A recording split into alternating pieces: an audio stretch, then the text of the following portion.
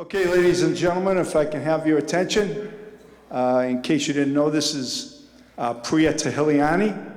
She's one of the 4 finalists for superintendent search. Priya right now is an assistant superintendent in the Boston Public Schools. Anyone who has a question, you have to use one of the 2 microphones. So I appreciate people up in the back, but I guess the other day we had people yelling questions from back there. We couldn't pick it up on the camera. So the microphone, if you want to ask a question. Other than that, Priya, if you want to sort of do an introduction to start, here you go, take it away. Thank you. Thank you so much, everyone, for having me here today. I am unbelievably privileged to be being considered and to have been invited to be a finalist. To tell you a little bit about me, I was born in Memphis, Tennessee. My parents were Indian immigrants. 2 other sisters before me, one born in India and the other one born here with me. I was an English learner myself in Memphis, Tennessee, at a time when ESL in Tennessee wasn't really a thing. And so I grew up there. I came to college here. I started working in the Boston Public Schools as a student teacher and have been there ever since. So this is my 19th year in the district. I taught for 15 years. I taught ELA, ESL, and inclusion. I taught middle school and high school. I did have a preschool certification back in the day, and I really applaud preschool teachers because I did not renew that certification, even though it was amazing. That is a very, very difficult job, and I really applaud those who are able to manage it.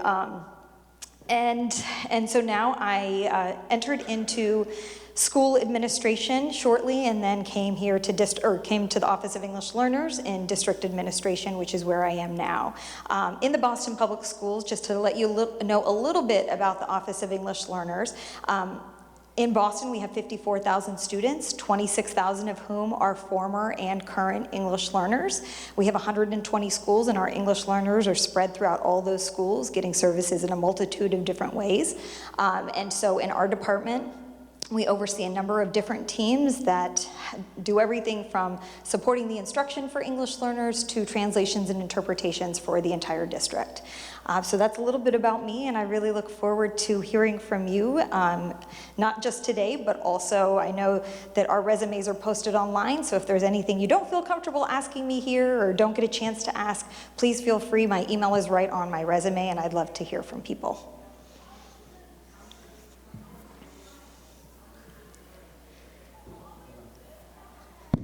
So this is working. So if anyone wants to ask a question, you should probably come down here or to that microphone there. Go ahead, Brady.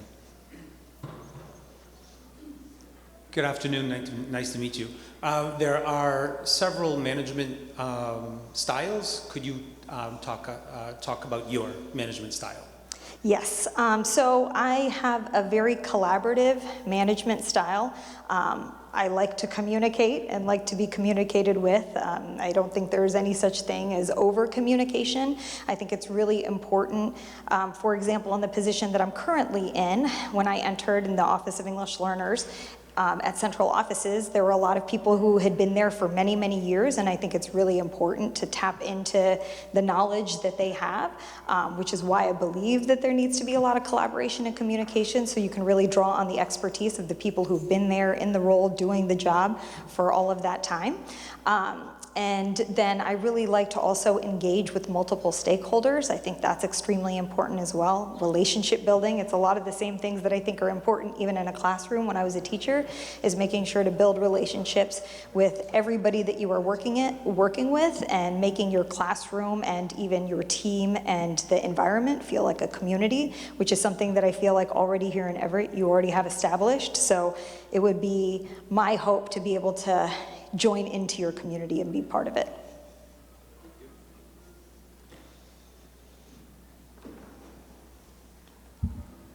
I'm going to try to move this up a little further so that people can reach it more easily. Josh, am I going to break something if I move this up a little bit? No, it's hardwired, so you can see the slack. Okay, I just don't want to do something stupid. You'll be able to pull. We can pull it as far back as right here.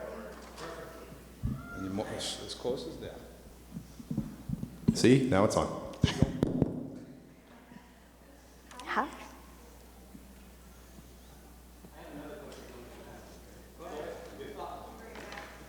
Yeah, no, we're going to leave it here.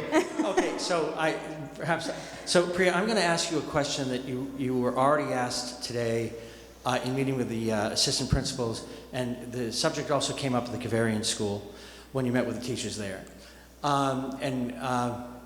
So it'll sound somewhat blunt, but you've had this will be the third time you've had the question. So Everett is a community that we had the same superintendent for 30 years. It's a close-knit community. There are a lot of people who have been working here for many, many years, both at the administrative level and teaching level. And so, as was mentioned to you by others, there's some concern as to what will be the ramifications of an outsider coming into this district. And a certain degree of apprehension and anxiety that is associated with all of that. And so I think the question that was asked of you at the Cavarian was, what is your philosophy in dealing with a situation like that? If you were to be named superintendent, you'd be coming into that situation as an outsider. So I'd like you just to address that question. Sure. So this is a situation that I'm very empathetic to. In the Boston Public Schools, you may or may not know, we have had 2 different superintendents in the last 2 years. We had an interim and we have a current superintendent as well. Before that, we also had someone who came from LA to join us in the Boston Public Schools. And with every single incoming person, the anxiety that everyone feels is palpable, and myself included. So even right now, for example, in the office that I lead, when someone new comes, I have to make sure that I'm very clear on what it is that we do, why we do it. Historical and institutional knowledge is extremely important, and I have been in my district for 19 years, and it's really important for me to be able to impart the knowledge, but also the rationale behind a lot of the decisions that we've made and the work that we've done. I think coming in on the opposite side of that, not being the one with the institutional and historical knowledge, I think it would be extremely important for me to be able to have as many one-on-one conversations as possible with everybody here, to be able to really listen to what you believe has gone well, what you don't want to see, pushed to the wayside, what your goals are, and then what are the areas that you identify as areas for growth, and what are the suggestions you have for the improvements, because generally the suggestions for the best improvements are right here. It's about raising them up and making sure that they're heard by everybody and that they're adopted right here in house. So I think it's very important. Stability, which is something that you all have in spades, whereas most districts don't have it. I think it's really, really important, and I would not want to disrupt that. It would be my goal to come in and to learn as much as I possibly could so that I could build on the great work that you've already done here, and hopefully be able to help the school district progress into the future in the same way you guys have been doing for the last many years.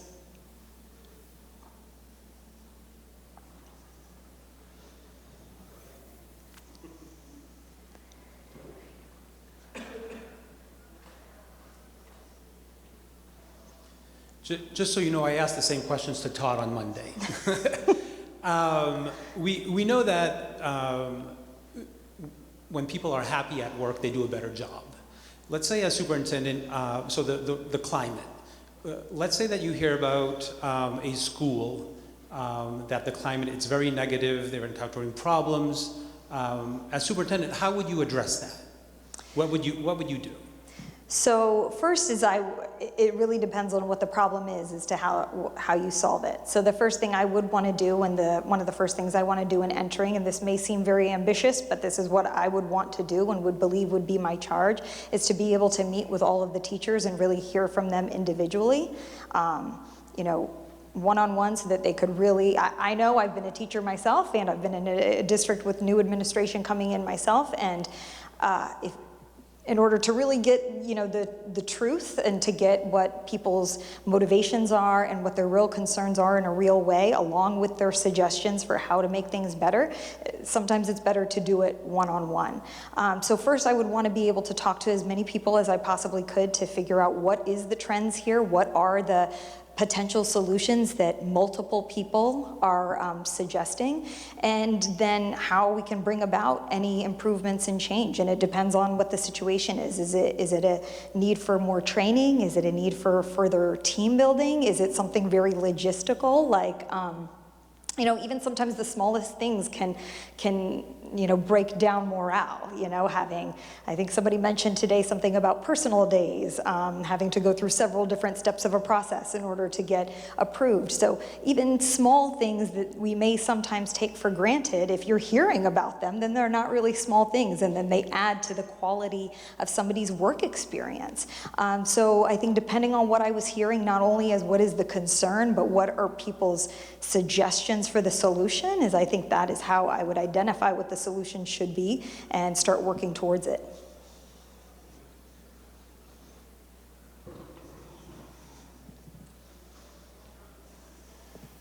Priya, I know you've had a few questions from me over the last few months, but since your application became public, your resume became public, just a couple of questions. First, directly addressing that, the understanding is you're pursuing your doctorate degree. Yes. And, could you explain how close you are with that and how you would be able to balance the pursuit of that at the same time becoming superintendent of schools? So yes, I had a paper due on Monday night. I have a paper due this coming Monday night, and some assignments due on Thursday. I do have 2 small children, and I have a very, very busy job as well, with many emails and things that I need to address every day. I have been able to balance it up until now, and I do feel very confident that I can. One thing that I do is take one class at a time. That, to me, is the best way to do it. I also take December off, so once I'm done with my final paper this coming Monday, I will take off the rest of the holiday season, as it's a busy one for teachers, moms, educators, everybody with family, and then I take off another month in July. So other than that, I'm generally in classes. To be very transparent, I hit my 50% mark of my doctorate at the end of this class. And so I will still have 50% more to go. I have already started the work on my dissertation. It's actually been work that I've been doing and research that I've been doing for quite some time. And it's something that I'm very passionate about, so it doesn't really feel like work. It feels like the data inquiry that I'm doing in order to be better at my own job. So I do still have time to go, but I am very dedicated to getting it. I was very lucky to get a full scholarship, so I am not going to give that up. I will make sure that I finish. However, I do have a program that does allow me some flexibility, so I do imagine that if I were privileged enough to get this position, I probably would take off a term or 2 in order to make sure that I was really completely 150% present.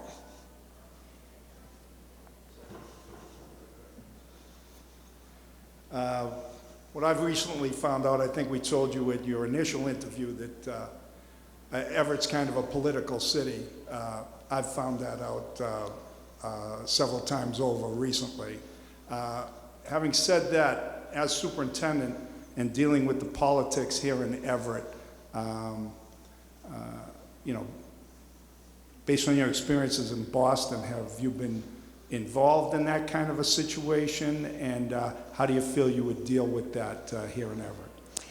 So yes, I've been, watching your school committee meetings and trying to do as much research as I possibly can, and it does seem that Everett does emulate Boston in a lot of ways, and one is certainly the political aspect.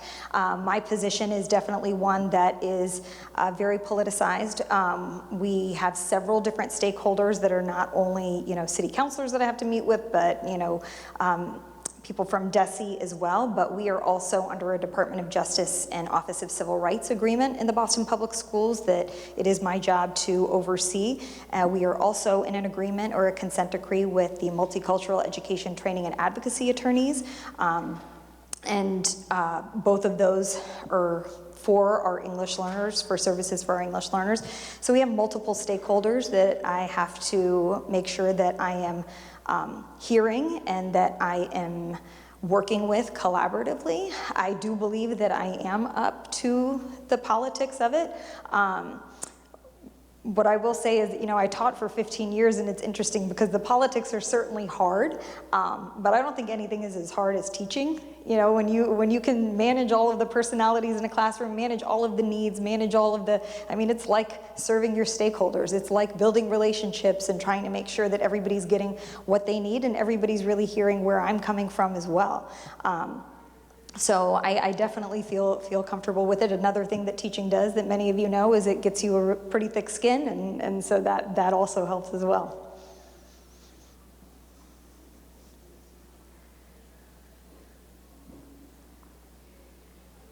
Joe Mazzarella, who just left, he teaches English here at the high school, wanted me to ask this question of you. What is your dissertation on? My dissertation? The subject of your dissertation. Yes. So my dissertation is on students with limited and interrupted formal education. It is on the best pedagogical practices for those students. We do have a high population of those students in the Boston Public Schools, and one of our legal edicts is heavily focused on how to support those students. However, all of our students are incredibly complex and require individualization. For our students with limited and interrupted formal education who are also English learners, that adds an entirely, new lens to it, as they may have had different educational experiences. A 10th grader may have had breaks in their education too, which look different than, coming into school late. And being able to appropriately serve those students is not only a challenge, but it's a complexity that I don't think that we have fully addressed yet. And I don't think that we are doing it as well as we could. And I'm very interested in how, and I know that our teachers in our district especially are constantly calling for, how do we support these students? And I want to be able to provide them a more appropriate answer. Right now, honestly, we look to them because they are the ones with the answers, the best ones right now. So it's really about going into classrooms and looking at what they're doing and starting to build some of the research on that. Also, I'll just add one other thing. The thing about our students with limited and interrupted formal education, just like our general education population, is that they are much more highly likely to drop out, and that is an issue that we have with all of our students. So in even focusing the lens on what keeps a student in school, what keeps them engaged, whether it's in a SLIFE class or any other class, has been extremely enlightening as we think about how to keep kids engaged and keep students in school, because generally the issues they're dealing with are very similar to our students right here at home.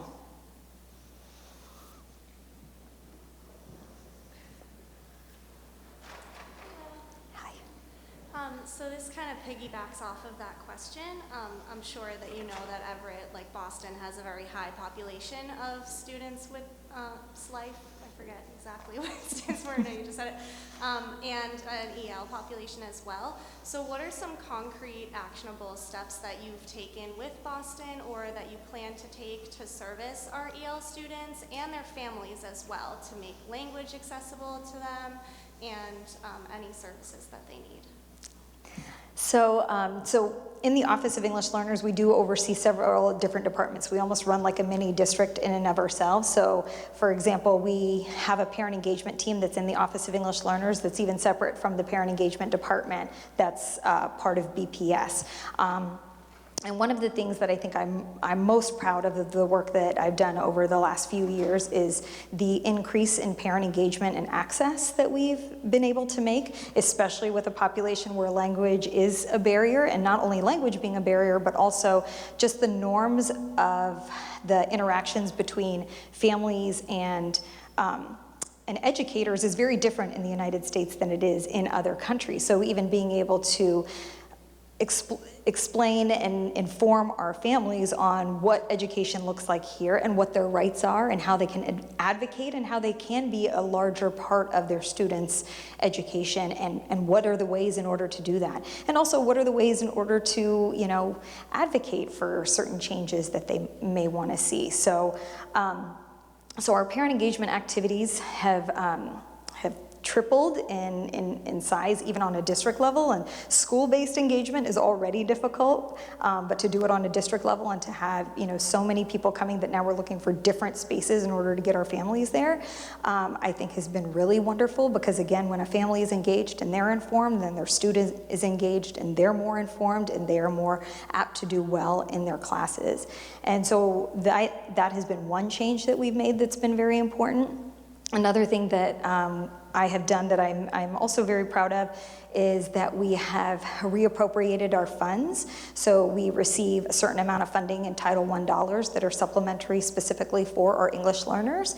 And those funds were not necessarily being used in order to best support our students. So we really took a hard look at that money and where it was going. It is actually all put out to the schools, and the schools have the autonomy to spend it the way they want. However, we were able to build in some guidance and some training and some infrastructure on how to make sure those dollars were best spent, because to have those kinds of dollars to be able to support students in their education is actually a really amazing thing that all teachers wish they had some extra money to be able to support a supplemental service for a student. So being able to really help the schools get connected with the partners and the programs and the initiatives that are really going to support those students and use that money the best, I think is something we've also done very well.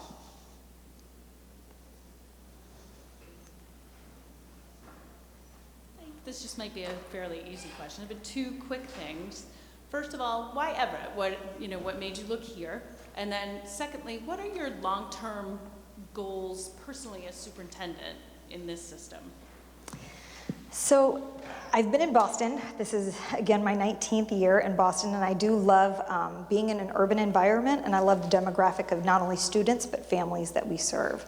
I also believe that the educators in urban environments are incredible, and I'm not just saying that because I was an educator in an urban environment, but they are incredibly, like our students, resilient and creative, and they have the hardest job, and they have to figure out how to support students with all kinds of different needs, and they do it every single day. And so the reason I looked at Everett is because it's similar in its demographic and its population. However, what I like about Everett, that Everett has done really well, that I would love to be a part of a district that was doing this as well as you all are, is the focus on the arts, focus on, technical vocational experiences. I taught at 8 of my years of schooling experience were teaching at a career and technical vocational high school in Boston. And so being able to provide our students with lots of different experiences that are going to make them well-rounded, make them more marketable, and then make them open to several different career opportunities and college opportunities, because there's not just one path for our students. And so I think it's really important for us to be exposing them to as much as we possibly can and allowing them to have that exploration. Another thing that I really like about Everett, that I knew to be the case because I had heard it, but now I've seen it in my experiences here, is just the community aspect. I think it is, so many of the people that I have met today were people who grew up here in Everett, who went to school here in Everett, and who then came back to work in Everett. I think that is a huge testament to the school organization and to the work that the teachers are doing. If you want to come back and do that same work and support these same students, then this is clearly a place that everybody should want to be. And so I really love that community feel and the fact that there are so many people who have been so ingrained in this community, but also you have a huge new population of families coming in, either from outside the city, the state, or the country. And the fact that this is also a community that's willing to open their arms to bring everybody in and to really have them be able to benefit from the Everett experience and be those people who raise their kids here who then work in the schools too. And so I would love to be part of something like that.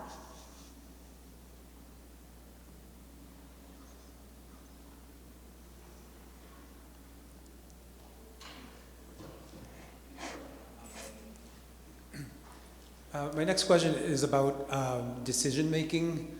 Let's say there's a practice that you would want to implement in the classrooms, which it would directly affect the teachers and the way they do things, or how would you go about? So decision making, how do you approach that? So I think that, A policy or practice. right. So I think that it's hard to ever just implement something or say that this is a sweeping change we're going to make, or this is something that we are going to do differently.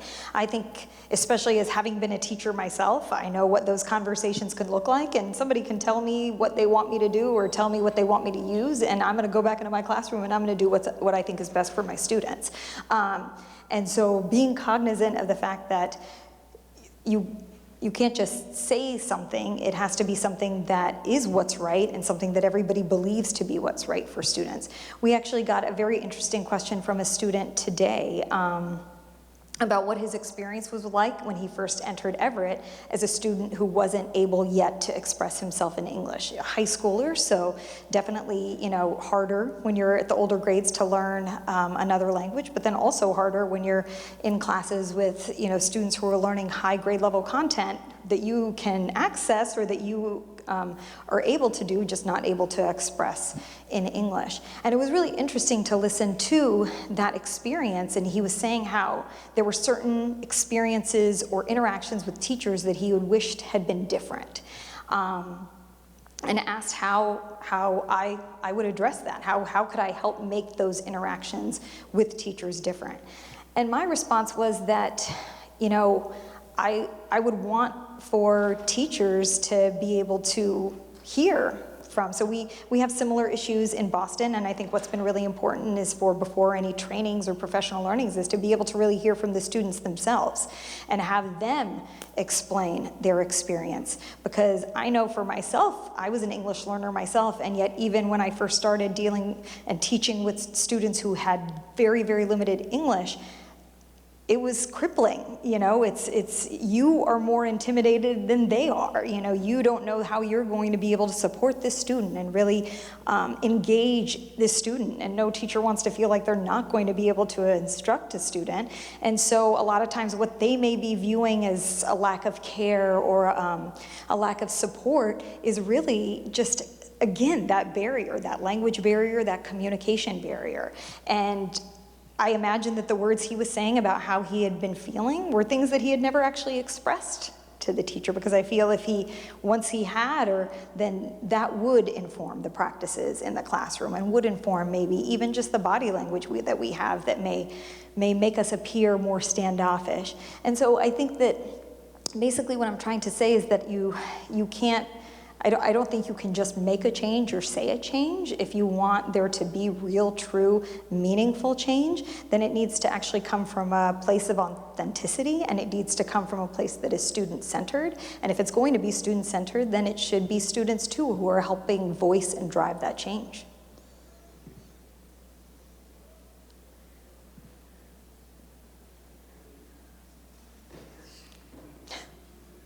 I can ask myself questions if you'd like, or really good ones, All right, easy ones. I'll ask you another question that I asked the other candidate who was here on Monday.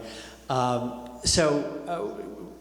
an urban district, we are subject to the scrutiny of DESE, the Department of Elementary and Secondary Education.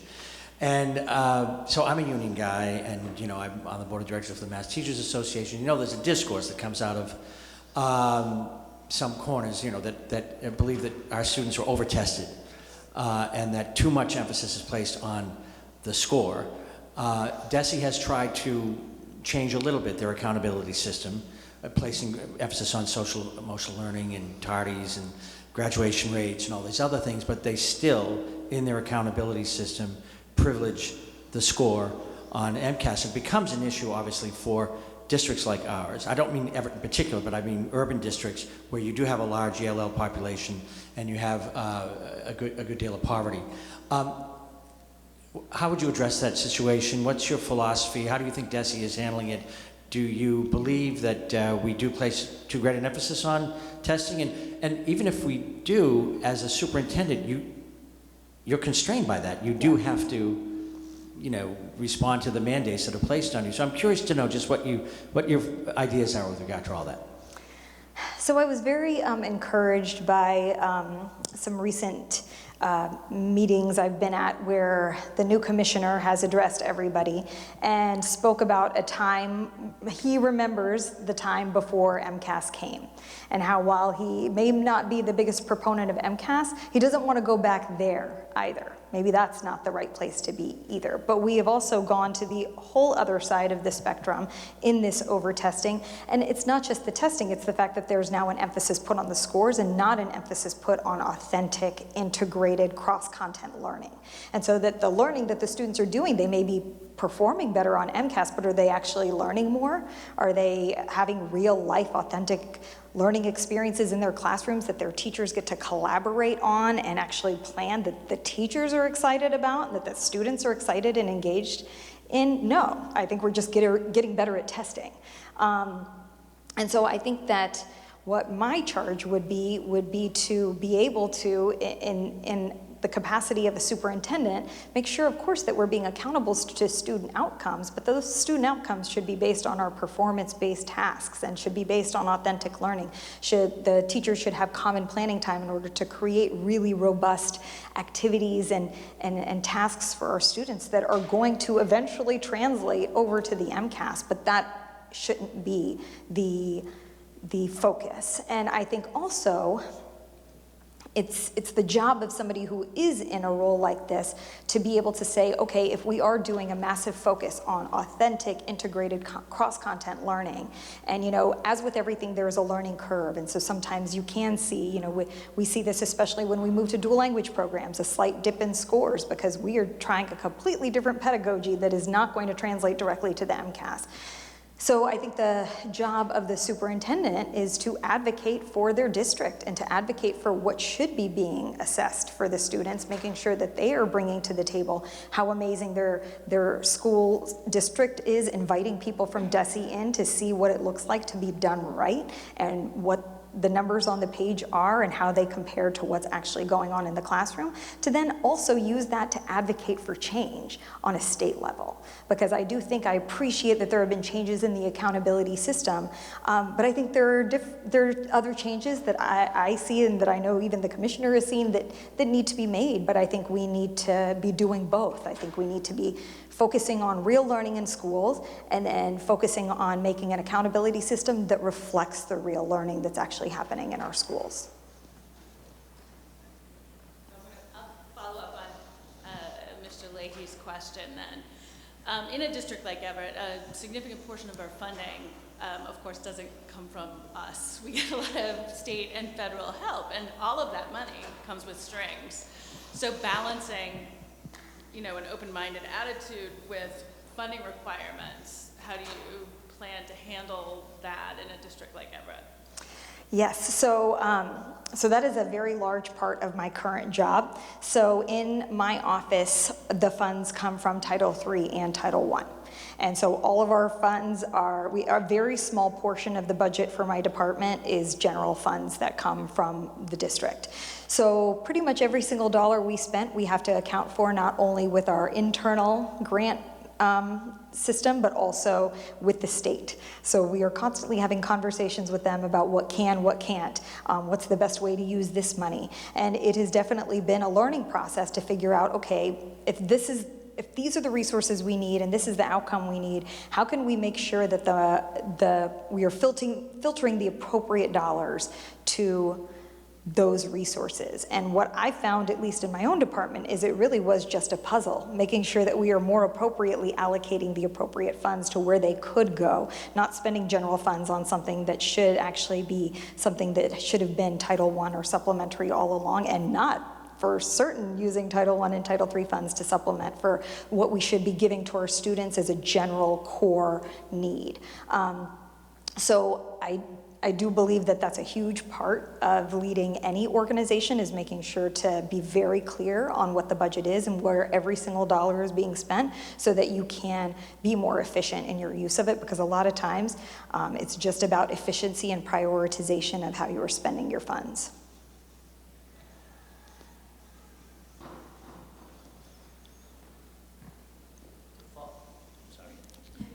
To follow up on a question from earlier, as a finalist for the superintendent of schools in Everett, I'd like to know in the past couple of years how many other districts you've applied to be the superintendent, whether you received an interview, whether it was as a semifinalist or finalist. If you could be as specific as possible, because we're looking for someone who wants to be in Everett and wants to be here, not someone who wants to just be a superintendent. And I know if you're a finalist other places or semifinalists, you may not be able to tell us at this point. You could just tell us the number of districts. No, I am not in the running for any others. I did apply to 2 districts, this being one of them.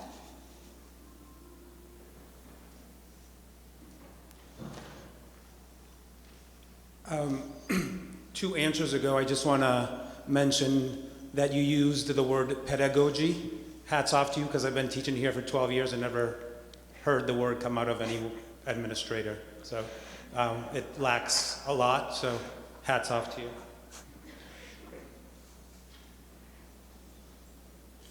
Thank you.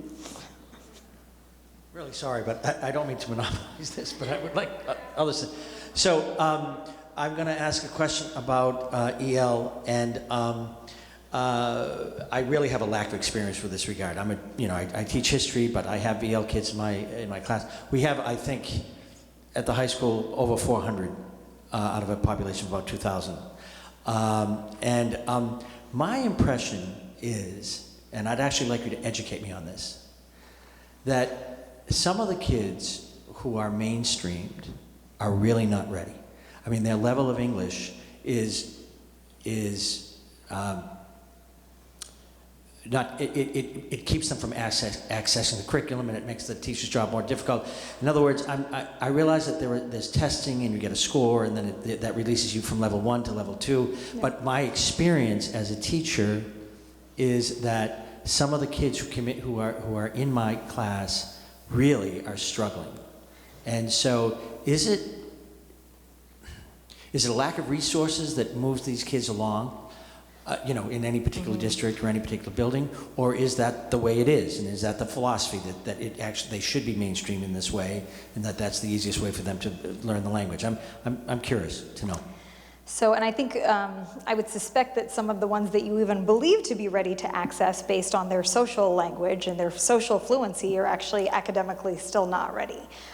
So there's a huge difference between social language and academic language, and I think that's where we miss our English learners the most, is as soon as they're able to fluently speak, we think that they understand the academic vocabulary that is happening in their classes, which is very different from the conversations and vocabulary that we have when we are speaking one-on-one, whether it's to their peers or even to their teachers. It may seem like they're navigating the content, but they're really not. I think that it is extremely important in all of our school districts and for all of our teachers to be able to have strategies to use to really support students in their development of academic language. And I think that this is a strategy that not only helps the English learners, it actually helps everybody to be explicitly teaching language. And not grammar so much, but actually teaching the functions of language, what makes communication more clear, and how to appropriately communicate with the most specific words that you possibly can. And that's something that is useful for all students. So to be more intentional about how we do that in all of our classrooms, I think, is extremely important. In my own experience as an English learner, I believe that people believed that I was more proficient in English even when I was in ELD level, what would have been an ELD level 6 and reclassified. I still probably seemed more proficient in English than I was. It was still taking me longer to read the text that my native English-speaking peers were reading. It was still taking me longer to access the language. Subtitles on TV are honestly the best thing that ever happened to me, because I still need that kind of reinforcement, and because of the way my language developed. And language is such a complex thing, and because there are so many different access points for language and so many different expressions of language, every English learner is so different in how they are learning the language that those ELD numbers mean very little, right? Because it really, a student who is fully understanding everything that you're saying, or who is able to write beautifully, may not still be able to process what you're saying as quickly as somebody else. And I know that was one of my main sticking points for a long a long time, and still to this day, it can end up being something that I struggle with. And so I think that you're right in realizing that our English learners can't just be reduced to a number that tells us whether they're ready or not. It doesn't, and it's far more like with everything we do as teachers, it's always far more complicated than that. So the best thing I can say is being able to give teachers strategies to, again, support language acquisition in all the content areas, but also, again, teachers are very good at being able to zone in on their students and learning what it is that they need, regardless of what it is. And so I think a lot of our teachers do a lot of compensation and overcompensation, whether they understand what's going on with the student or not. They're just doing their best to get the student the support that they need and get them to be successful. And so I think that's what I see the most teachers doing, whether they can put a name to what they're doing or not. That's what they're doing, is trying to support their students in the best way that they can. But the more we can provide resources and strategies, and the more we can get our teachers together to talk about the strategies that they're using in their classes, because again, a lot of the things that I've learned about how best to support English learners didn't come from school or professional learning, or even being an English learner myself. It came from a colleague who was able to support me. And so I think our best resources are right next to us. We just have to be able to have time to really access them.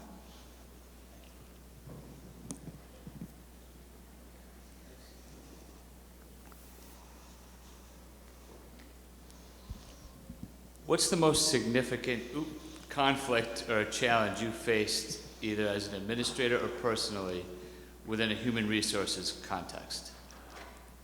Yes. When I became a leader of the department that I lead, there's 55 of us, and I actually worked in the department before I became the assistant superintendent overseeing the department.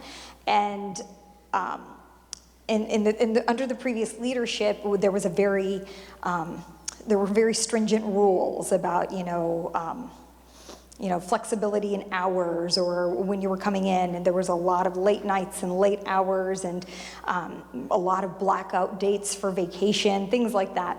And so I remember entering into the role and saying to myself that, I felt, because I feel this for myself, that when people have more flexibility, have more life-work balance, that they are going to do better, be better, feel better, and they're going to want to do better for the organization. So they're going to be more motivated and happier to do that. I think, most of the time that worked, but then I found myself in situations where maybe that wasn't the case. And there were people who might have been, maybe either taking advantage or not pulling their fair weight. And what I then realized from other employees coming to me is that then this affected the organization in a different way, in a way where others were feeling like they were having to have less of a life-work balance because they were pulling up for slack that somebody else wasn't taking. And that to me was that was sort of an aha moment where I realized, oh, okay, it's not just that simple. There do have to be some structures and accountability so that people feel, taken care of, and everybody feels taken care of in a different way. And that's why some of these structures exist. So I think that was, thank you very much. Thanks. So I think that was actually a very interesting learning for me, because I had to sort of hit the reset button on some of the flexibilities I had originally given. I didn't go straight back to the very stringent way, but I did have to sort of, realize that in making one decision, there had been some unintended consequences that I had not foreseen, and that I, as a leader, needed to take responsibility for the fact that people in the organization or department weren't feeling as taken care of as I thought they would.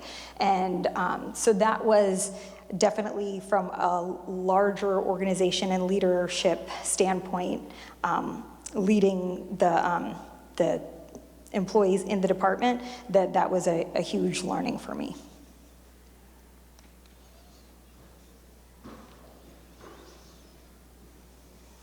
Hi. So you've done a really great job talking about our EL students, and in Everett we definitely have a lot of them, and they're moving in at a high rate.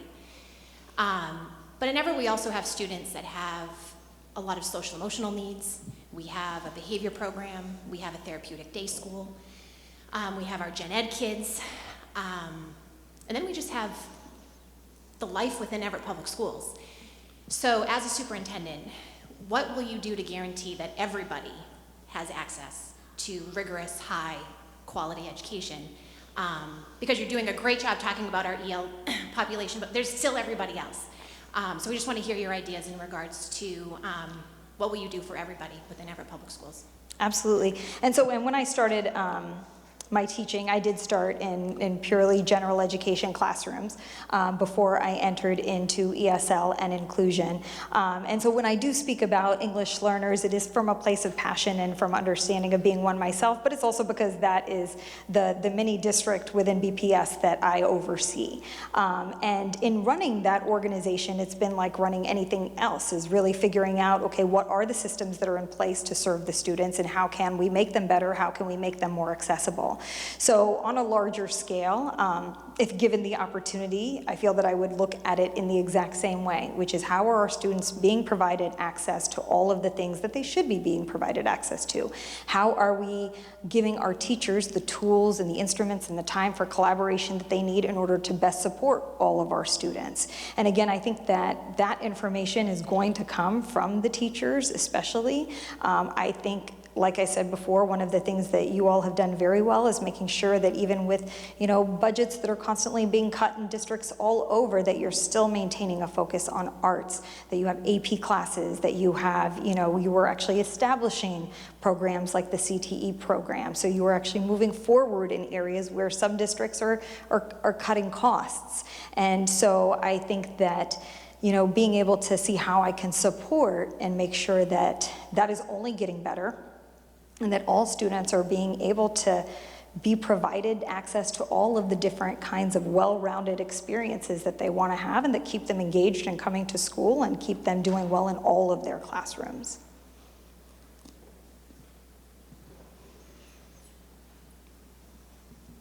Hi. So, as superintendent, what would be some of your first top priorities or the first initiatives that you lead to make this district a better place? So the first thing I would want to do is to make sure that I am learning, understanding, and engaging with the community.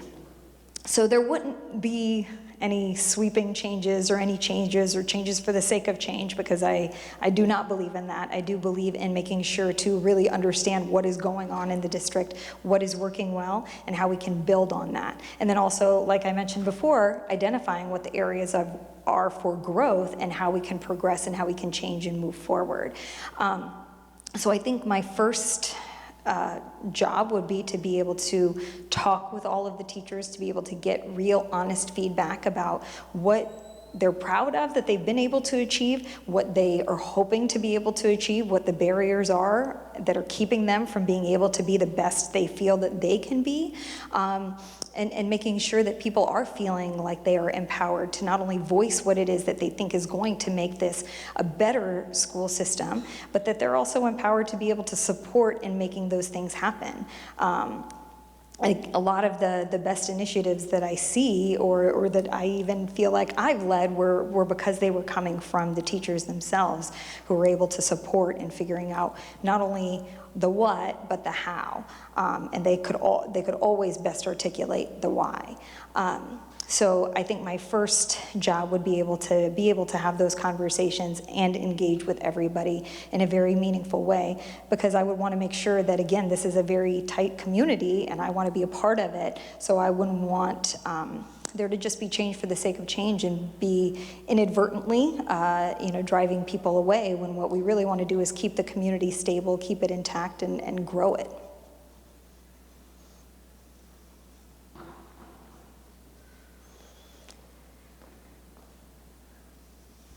We have a lot of great teachers here, a lot of great staff, custodians, paraprofessionals, a lot of people who work hard.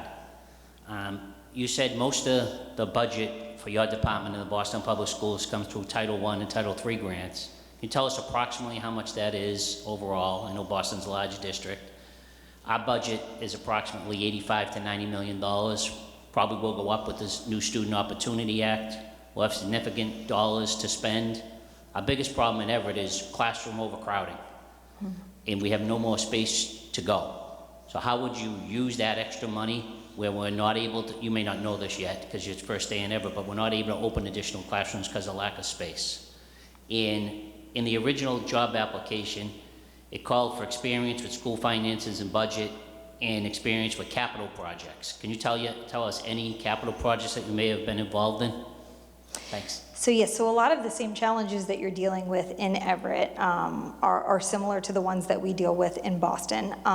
We have something called Build BPS, which is a huge initiative right now to create better grade configurations and feeder patterns, but also to handle the issue of space that we also see. We have 120 schools, and many of them do need repairs. We need new facilities, so we are trying to build more schools, but as you all know, you need to identify space. You need to identify swing space. You have to, phase out certain grades in one area in order to grow a grade in another area. So I do sit on the Build BPS team in the Boston Public Schools. It is a $1 billion, $1.6 billion organization. Our department oversees $12 million of that. I will say that before, when I was the executive director of the department, mine was just a portion of that $12 million, but one thing I have found to be a commonality in budgets is that whether it's 100 or 100 million, you are still looking at where every dollar is being spent and figuring out how to most efficiently spend those dollars within the constraints that are put on those specific dollars, because we know that every single dollar comes with an additional requirement. So that is something that we are working on, and I'm sure you may have heard in the news about some of our school closures or school buildings. And so that is something that we are currently dealing with. And also I currently live in Brookline, which is having a very similar issue, but on a scale more like the one here in Everett, where there have had to be capital projects that I followed in very closely. I am a parent there, and they're still trying to determine space for the growing population.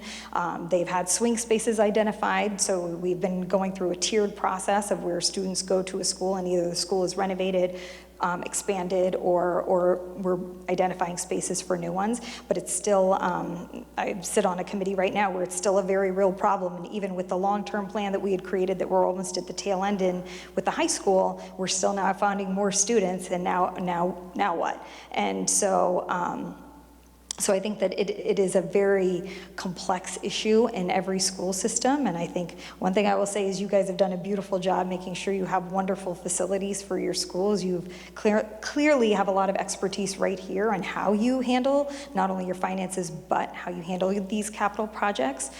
So I think I did see that there is a huge amount of students that are coming into the district, and that is amazing, and again, a testament to the fact that people want to be here in Everett and that people want to send their students to these schools. So it's a wonderful problem to have, but that doesn't make it any less daunting when you're thinking about buildings and space and teachers and resources and money. I don't know if I answered all parts of your questions, because I know there were several. Okay.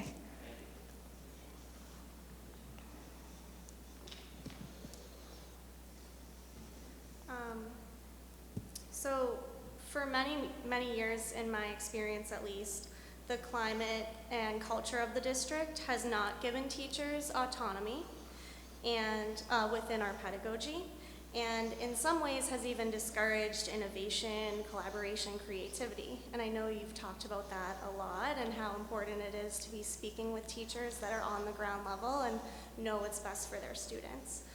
So for example, in several of the schools, we're required to follow a specific model for teaching ELA that's very strict center-based and doesn't allow for much flexibility or modifying what we're doing, whether we think that that's best for our students or not. So as a result, many of my colleagues have just kind of checked out, put their heads down, they go to work, they don't want to engage with professional growth or innovation. So how can you foster those leadership roles within teachers and change the culture here to uplift teachers that do have good ideas and show them that their ideas are welcomed? And I know you've talked about those one-on-one conversations, but what are some other concrete action steps you can take for that? Yes, I do think it is important to look at the current schedules and the current curriculums and how the how the curriculums, what are the different curriculums you're using, how widespread are they, or how consistent are they in their implementation, and then also what are the schedules in the school day that allow for planning time, what does the professional learning look like as far as where the hours are spent, and if there's teacher autonomy over any of those hours and how to spend them.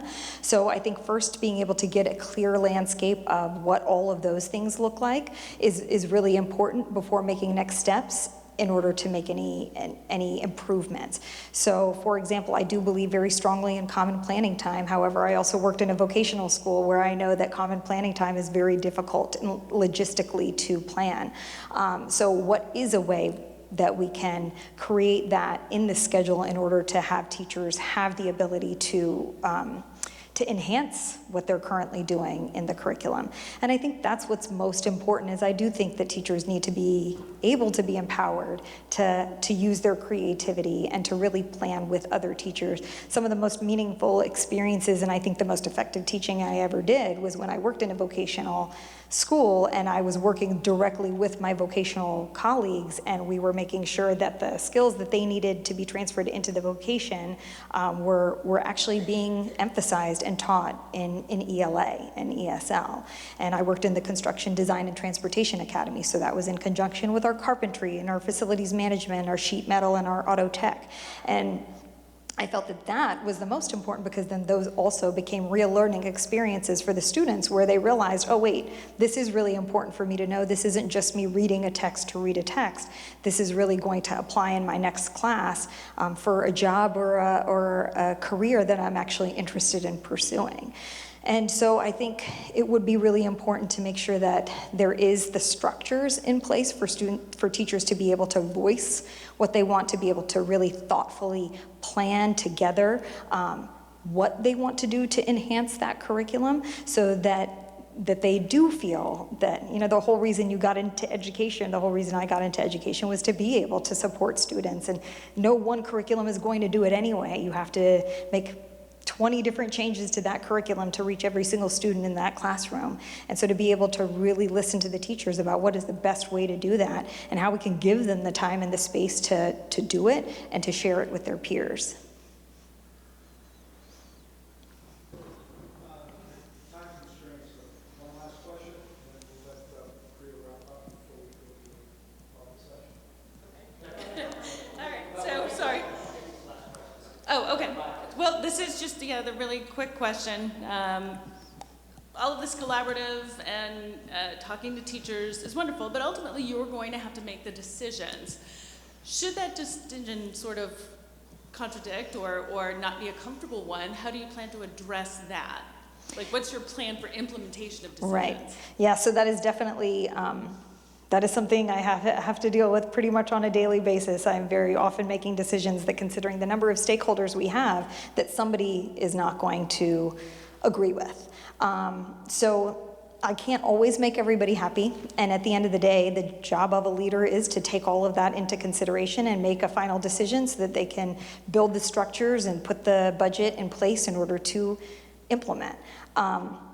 And I think the best thing that a leader can do is just to be very clear about the reasons they have gone in the direction that they have gone, to be very communicative, to make sure that they are also allowing time for questions about why they may have chosen one thing over the other. Again, there's never going to be something that makes everybody happy, but I feel like as long as you are very clearly explaining what your own constraints are, why you have made a decision that you have made, I think it helps everybody to understand why, why we're moving in the direction we're moving. And I think it's also then important to not only talk about where are we now and what is the decision now, but what is the long-term plan? Because generally a decision is being made in order to get to an end later on. It's one step of a larger plan. And so I think it's important too to very clearly articulate, okay, this decision is being made now because of these constraints and because of these beliefs, but also these are the next steps that are going to be taken in order to reach this end result.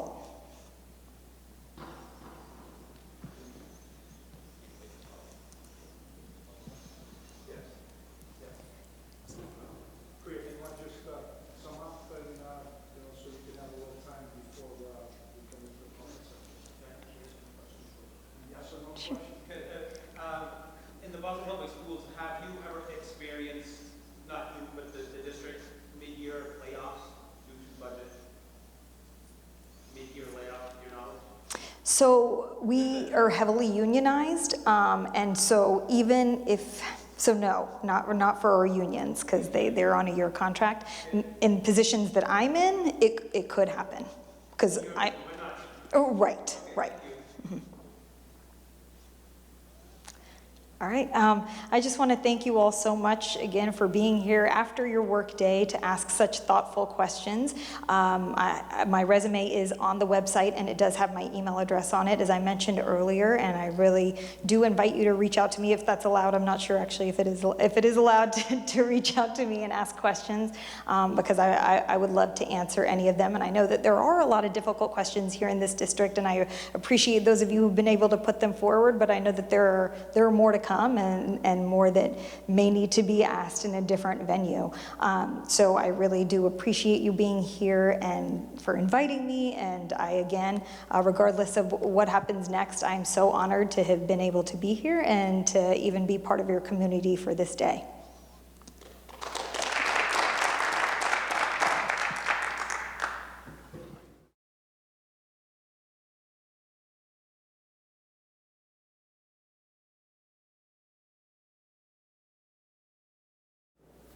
Okay, so we're ready. Wow, we're ready to start. So the way we've set things up is the following. That microphone there is live, and so if you have a question, if you could come down and speak to the microphone, that would be great. The reason for that is that this is being televised or filmed or archived one way or the other, so that everybody can hear the questions that are asked. So I'm going to introduce you to Priya. She has spent the entire day here in the district. She toured the high school. She went to other buildings in the district. She's met with teachers. She just spent the last hour or so responding to questions from teachers here at Everett High. And Priya, I'll give it to you and let you begin. Thank you so much. Thank you, everyone, for having me here today. I just want to say that I'm extremely honored to have even been invited to be a superintendent finalist. It has been an amazing day being here today to be able to experience your schools and your community. One of the things that I have been most struck by is this amazing sense of community here, the fact that so many of the educators here and those who work here grew up here, graduated from the schools here, or send their children to the schools here now. And I think that it has been very palpable to feel that community pride, and that's been really amazing. And what I also think is so wonderful is that, it is a very different, the population is growing very rapidly, and the fact that those of you who've been in this community for so long are opening your arms to all of those who are coming in, who want to be able to experience this amazing Everett experience and be able to benefit from this city and raise their children here and hopefully have their children come work in the city as well. I think it's just an amazing balance of having people who are so committed to a community and so welcoming to those who are coming into their community. And I've even felt that as somebody who's coming in here for the first time. So I want to thank you for that and for inviting me here tonight. Oh.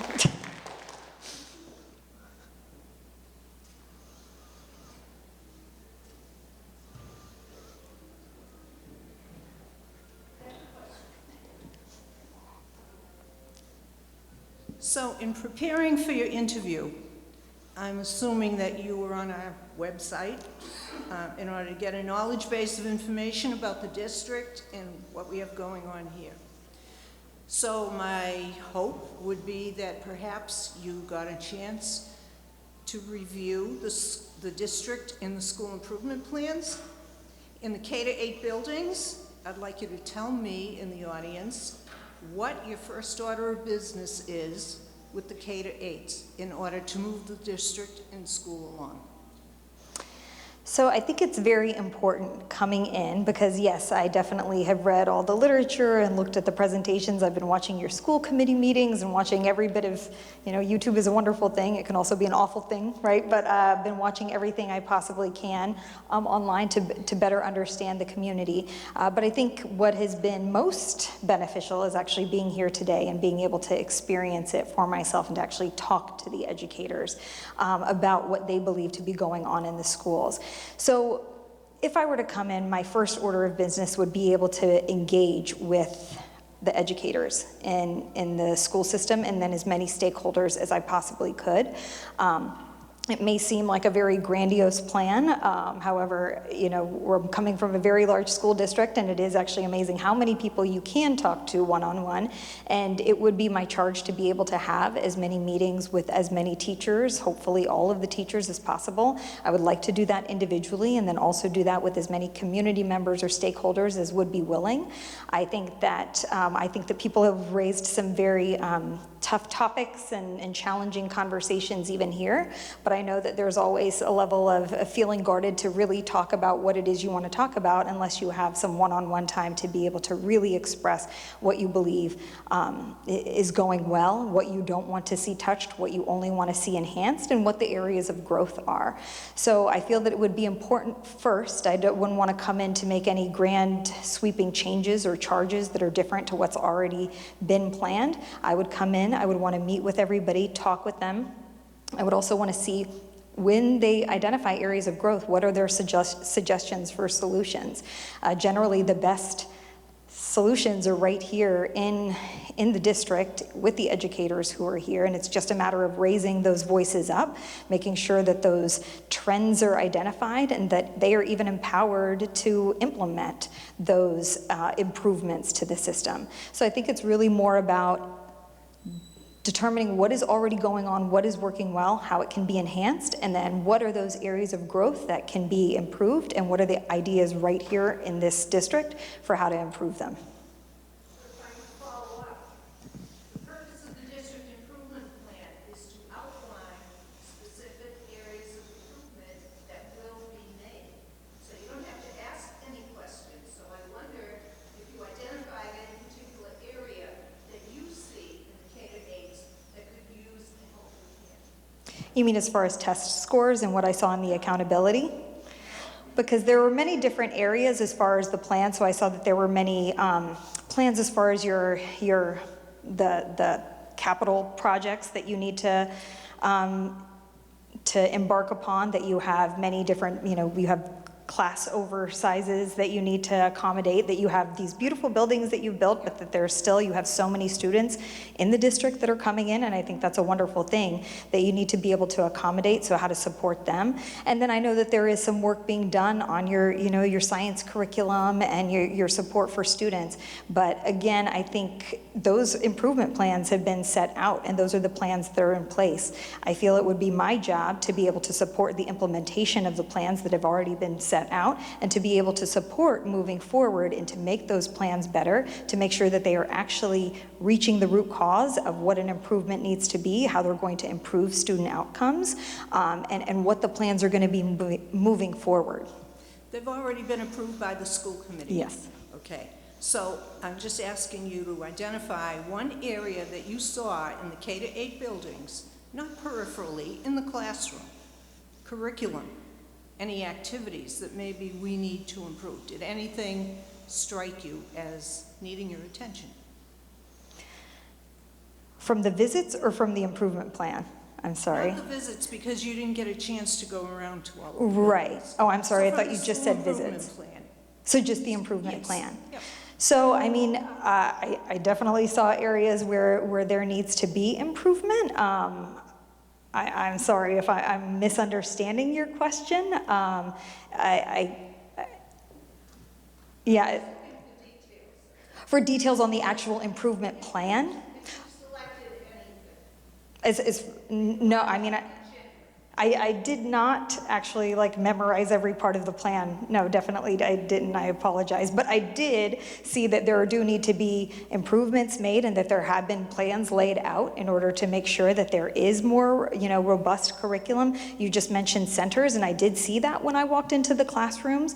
I do know that from some of your statistics also that there are many things that are even being worked on here at the high school level as well. I did watch the school committee presentation where the school improvement plan was presented, and I know that there's a charge here for working on better attendance and that you're reaching out to other districts who have, higher attendance in order to get strategies there. So I know the improvement plans like ours in Boston lay out several different areas that need support and also how the schools are going to work to support those areas, and I would definitely support all of those.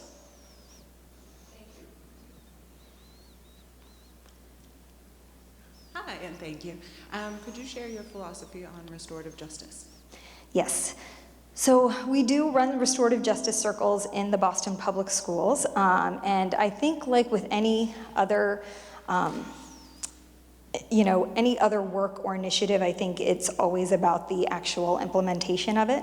So even with curriculum, for example, it's not necessarily the what, it is the how, and it's the how we're doing it well. So we have gotten mixed feedback about the restorative justice. I think the idea and practice makes a lot of sense, but I think it's about making sure that you are appropriately implementing and that teachers and the people in the school, the student support team who are actually implementing it are getting constant refreshers either in training, but are also getting support as they are doing it.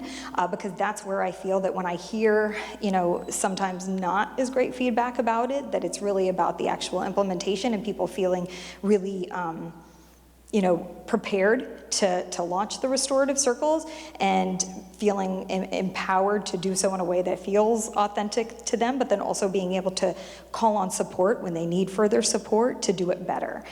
So I think, and this is something that I know that we do in Boston, is we'll bring in an initiative, we'll do a huge amount of training, but then there may not be as much upkeep or there may not be as much work on keeping the learning alive and making sure that just like, students, teachers and educators and adults are the same way, that we constantly need to be working on our practice, constantly need to be communicating with everybody about why we're doing restorative justice circles, what the intention of them is, so that the entire school community and not just the ones who are implementing them are on board and understand what the purpose of them is.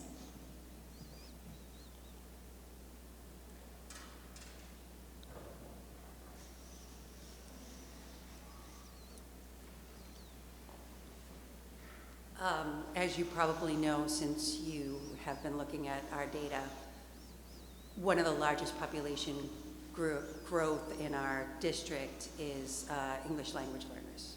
And I know that you have been superintendent of OELL for Boston. Can you talk a little bit about the size of the department that you run, how that experience in your philosophy around English language learners would help you prepare for a job in a place like Everett where it's a relatively new thing and we're still sort of blossoming in that area? Absolutely. And actually I realized in my introduction I also didn't tell you about myself. I did that in the last one and I'm forgetting what I've said to who.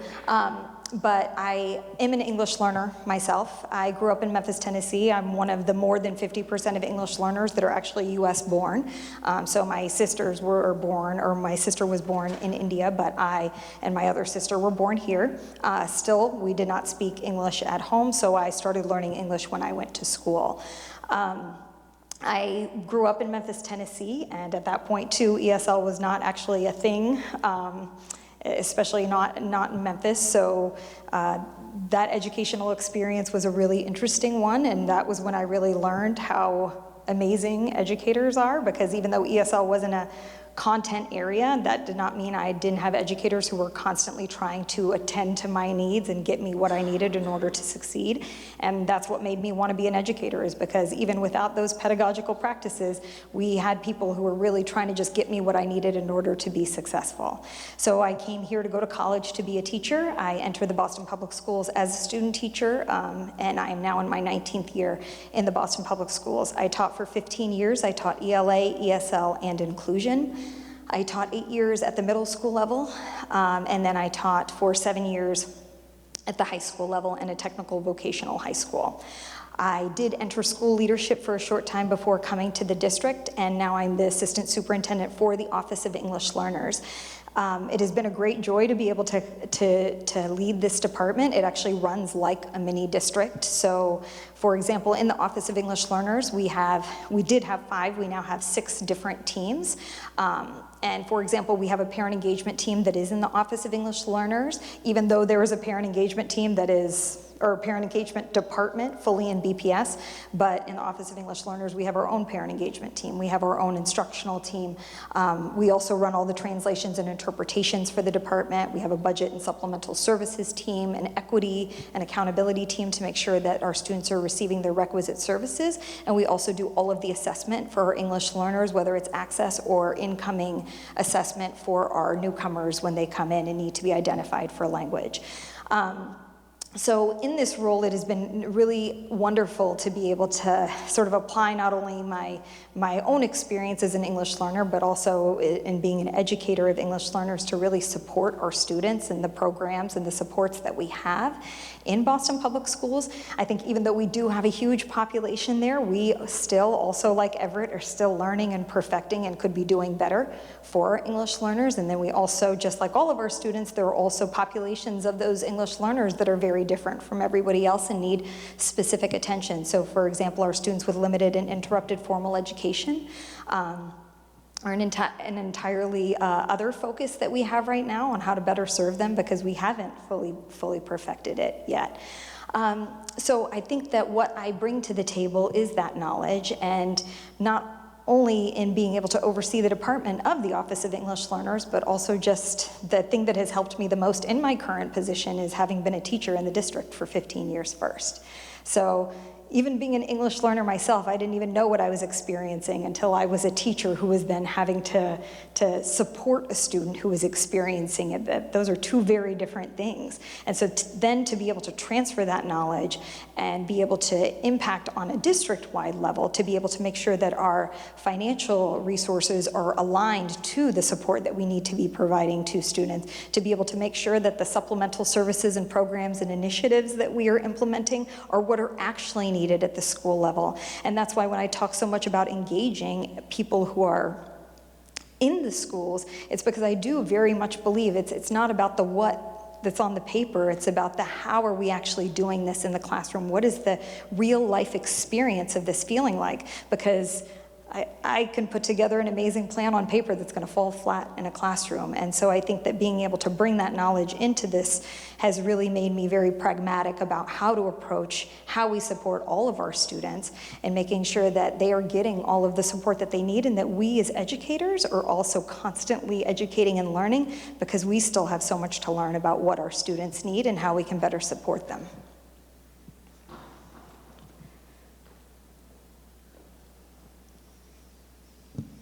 Right now, your title is an assistant superintendent in the Boston Public Schools.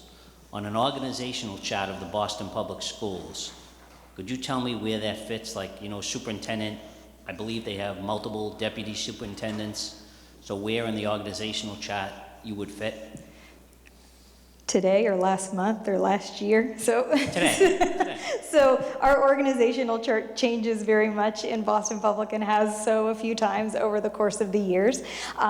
So actually there was a time when we had deputy superintendents. Right now we no longer have that. Now we have chief academic officers and a chief operations officer. So the assistant superintendent, and then there were, so it's actually there have been changes just this past month because there were revisions to the organizational chart when our new superintendent arrived, and then there have been new revisions that were just published at the end of October during the school committee meeting as well. So we have assistant superintendents who sit on our executive cabinet with the chief academic officer, and then I sit under the chief academic officer as one of the assistant superintendents. So there's an assistant superintendent for the Office of Special Education that is also my direct peer, who sits under the chief academic officer as well.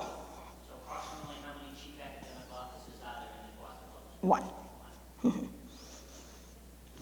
One. And 3 months ago, I actually reported directly to the superintendent. So that's why I asked when. So and every superintendent or leader comes in and creates a slightly different.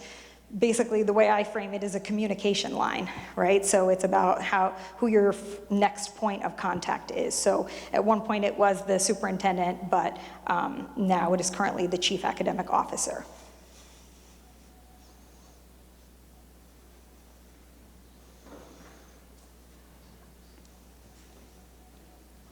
So you mentioned the sense of community that you felt when you toured the schools today.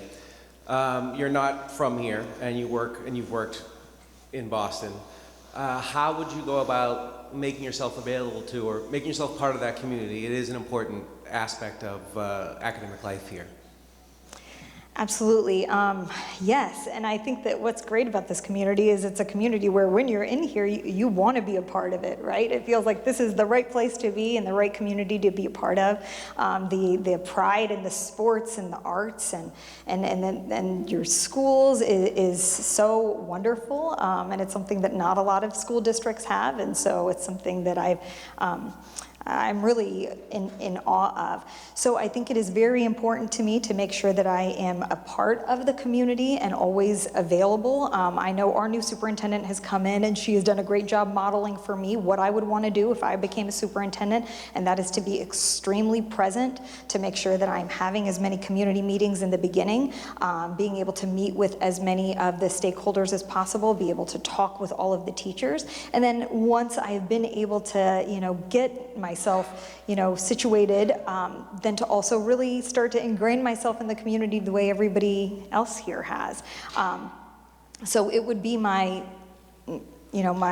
job to be, here, to be at sporting events, to be at the schools, to be here early morning, late at night, and to be part of the community.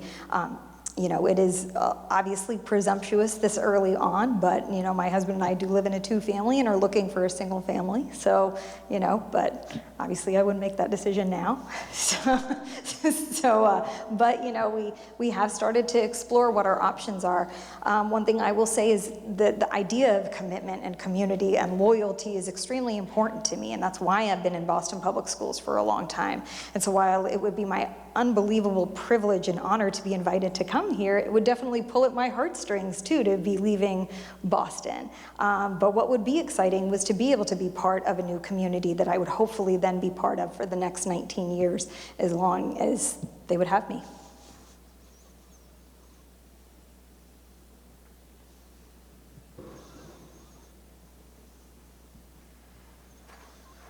Priya, I asked you this earlier, but two-point question. I want to give you an opportunity because you said you've watched our school committee meetings. 2 criticisms, I guess, technically would be specifically directed at you as a candidate. One is the fact that you're pursuing your doctorate, and I want to give you an opportunity to explain to the community how that won't affect your position here. And the second one is someone the other night basically said not comfortable with hiring somebody who's going to sort of be doing on-the-job training while they're here as our new superintendent. How would you respond to those 2 queries? So for my doctorate, I'm currently in it right now. I actually had a paper due on Monday and a final due on this coming Monday. And I do believe that I balance it very well, and I think that part of what is great about the doctorate that I'm doing is that it is in urban educational leadership. To be very transparent, I will be 50% through with my doctorate at the end of this course, so I do still have halfway more to go. I have already started my dissertation and my research. However, that's a very simple thing to do because my dissertation and my research is in the work that I do. So really, it just feels like data inquiry in order to make me better on the job. So the things that I'm looking into as far as research and data are also the things that I'm trying to use to inform the practice and how we're changing what we are doing to support students in Boston. So if anything, I believe that it enhances my ability to be a good educator. I do believe that I, as a teacher, feel the same way as many teachers, which is that we are lifelong learners and we should be constantly learning and pushing ourselves. But if the question is too about balance, I can completely understand that. I do take off certain, months a year to make sure that I'm fully present for things like holidays and for my kids. And I would definitely, if I were to take on this role, take a few terms off so that I could be 150% present. I wouldn't want anybody to mistake that my full attention is not here. But again, I do believe that it makes me better as an educator, and that I am able to balance it with the amazing support of my family. To answer your other question, which I've now already forgotten. Can I ask a clarifying question? Sure. When you say you would be willing to take a couple of terms off, you mean from school, not from being superintendent? Oh, yes, I'm so sorry. Yes. I would be taking terms off from my doctorate so that I could fully, yes, thank you for clarifying that.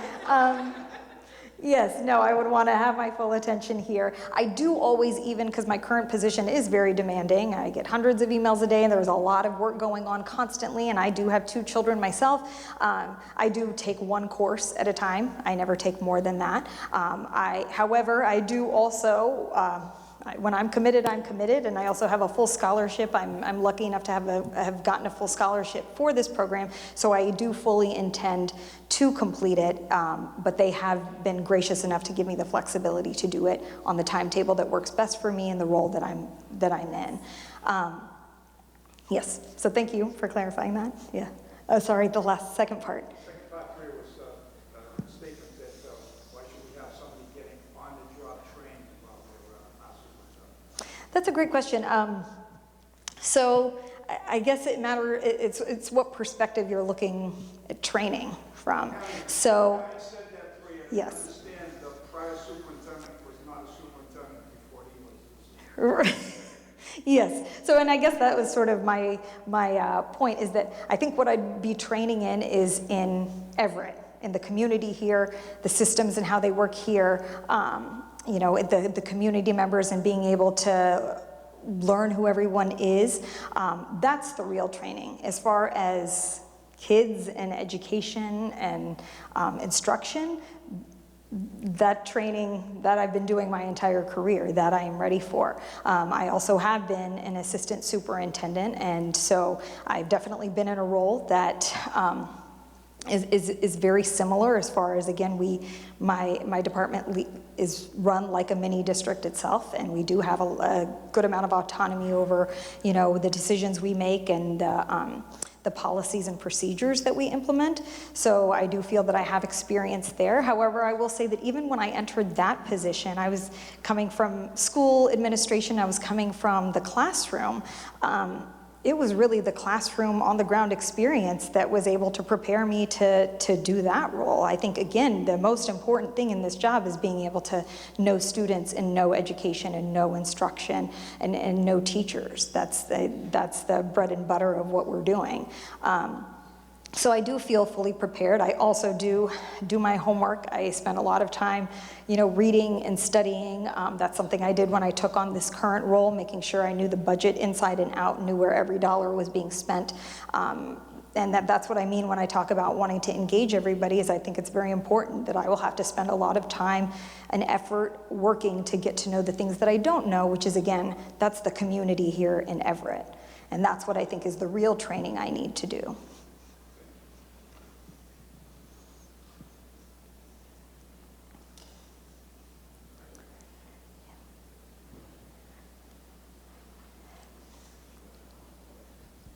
Nice to meet you. I'm Al Paterisi. Excuse my appearance. I just got out of work. I'm on the school committee also. I think the 2 biggest fears is, everyone, the unknown, it's not someone from Everett. So I think everyone's fears are whoever comes in is going to clean house, everyone's getting fired. That's their biggest fear. The second one is it's not going to be the same Everett. They don't know what the closeness of Everett community is, and I just want to know how you're going to address those issues, because we are a tight community, and that's everyone's biggest fear. Those 2, it's all I've been hearing all week, so I just wanted to bring that up to you to see how you can try to put their fears at ease. Well, I come from a very empathetic place for this particular issue. So as I mentioned, I am in Boston and I've been in the district for 19 years. However, we do have a new superintendent this year who has come not from Boston, from out of state. And last year too, we also had an interim superintendent. And with each change of leadership, the fear that you're talking about, I know it very personally, and felt it about knowing that I'm going to have to explain and teach and, and sometimes even defend some of the decisions that we've made and the processes that we have. I mean, one of the most invaluable things I think about being in Boston that I know that I wouldn't have here is that institutional and historical knowledge. And when somebody new is coming in, to be able to be given the opportunity to really take time and explain rather than having somebody come in with their assumptions or ideas of what they believe is going on or what they may have heard is going on. I know wanting to have that opportunity was really important to me, which is why I believe that it's important for me to have that opportunity with those who have been here. Because above all else, what our students need, what our teachers need, what our school systems need is stability, more than anything. And so I think that I want to be very clear that even in my current role, so in the Office of English Learners, it's not always been a department that has the best reputation, and that's because we very often are implementing the legal edicts that we are under. We are under an agreement with the Department of Justice and the Office of Civil Rights. We are also under a consent decree with the Multicultural Education Training and Advocacy attorneys. And then we have our DESE regulations and our federal regulations to implement. So we have a lot of stakeholders and we have a lot of policies that we have to implement that are very stringent and far more stringent than maybe other districts or even that the state require. So sometimes we're often viewed as sort of the, OEL doesn't necessarily have the best reputation. So no, I know what it's like too to be in a position where I'm thinking the new person who's coming in is going to be hearing things about what we do and why we do them, and they may not always be favorable. But if I'm given the opportunity to really explain what is going on in this department and what has happened in the past and why we've made the decisions that we made, I believe that they will come to a place of understanding, because when I was a teacher in the Boston Public Schools, I didn't very much like my department. I was like, why are they making these decisions? Why are they doing these things? And then I came into this role and I think I was able to make some positive change, but I think that also what I really learned was why things were the way they were and how I could, again, build upon and improve upon what was already there in order to make the experience of the schools better, but at the same time, the legal edicts don't change. And also, I think it's important to know that Office of English Learners that didn't have the best reputation that I entered into, there was definitely some talk too of having to clean house when I entered there. But I believed it was very important, again, to hear from everybody, to really understand and be able to take advantage of that amazing wealth of knowledge that they had, and be able to then utilize those talents to move forward. So everybody that's in my department currently was in there. We have obviously hired people, but I have 5 different department heads that were either the department head already or have been internally promoted. Who had vied for the position when somebody left to go to a school-based position.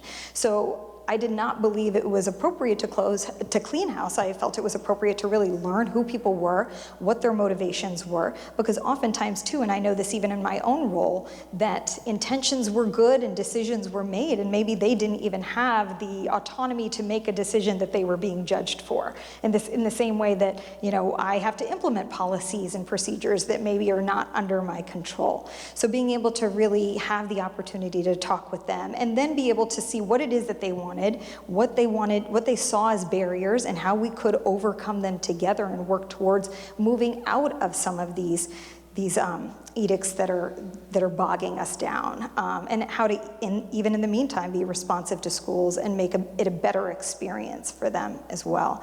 So again, I think just overall, I understand the fear. It is very real, but I do want to be very clear that I have always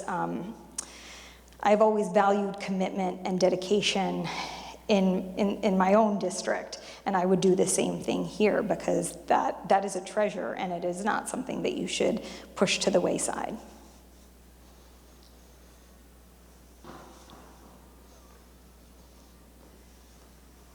apologize for asking the same question twice, but some of the individuals were not here when I asked it the first time. Could you tell us how many other school districts you applied to be the superintendent in and where you stand on those at this point? So I applied to 2, this being one of them. And this is the only one that I am pursuing.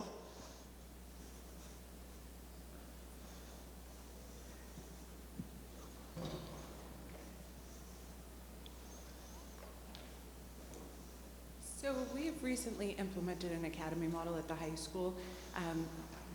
What have you observed? What do you believe, and how would you support that going forward? So many of my years of experience as a teacher were in a technical vocational high school. It's the one that we have in the Boston Public Schools. We did follow an academy model when I was there. However, that academy model evolved over time.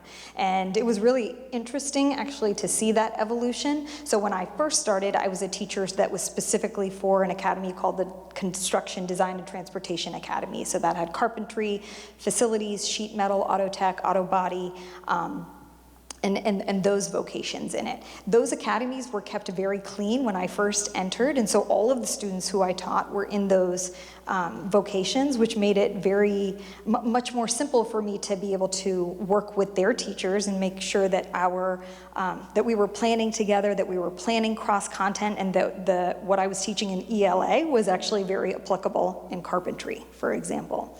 However, logistically, the vocational schedule, especially when you're thinking about all of the other requirements in a school day, what with an individualized education plan, or English learner minutes, or just an overall, what are the students choosing? To keep clean academies was logistically very difficult, and so that did evolve over time. And I think, so I saw it in several different iterations, and there were, there were benefits, and there were, areas of growth for all of the different iterations we went through. And I did actually speak to some of those who are in the high school right now about them dealing with those current challenges as well. But what I will say just for the overall academy model is I really liked it. I thought that it did, build a sense of community, however you guys have that in spades here, but how it was able to build a support system and an infrastructure even within the school for the teachers to be able to plan and support one another and really create integrated cross-content curriculum and lessons that were meaningful to their students. So I am definitely a believer in it, but I understand that it can come with logistical challenges that need to be thought through.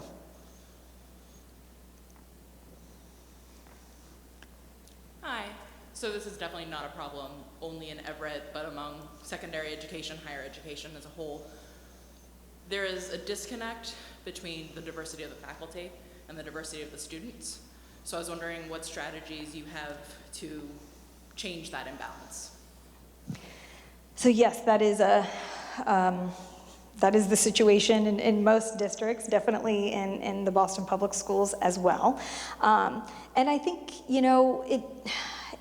it is very important to be working on recruitment strategies and making sure that you are recruiting a diverse body of teachers. It is also very important to be valuing, those teachers who are already within the district and the strengths and assets that they come with, especially in a community like this where the community itself is a culture.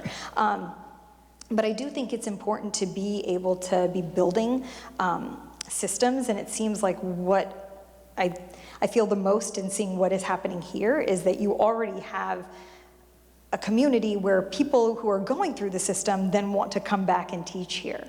So I think that maybe that's the asset that you want to leverage right now, is that now you have a student body that is incredibly diverse, and with that same community feel and that same support to them that students here received that made them want to come back, is how can we create pipelines and internships that make them want to come back and be the next more diverse or more reflective educational staff for the next generation. So I think that some of your so that you actually have the the solution right here in your own student body. And I even met many people today who reflected that same, being in the community and being, English learners or being diverse, who are now joining your teaching staff. And I think that's really amazing. So I think being able to build on that would be wonderful. And then also being able to look at the current diversity you have and making sure that there are systems in place in order to retain.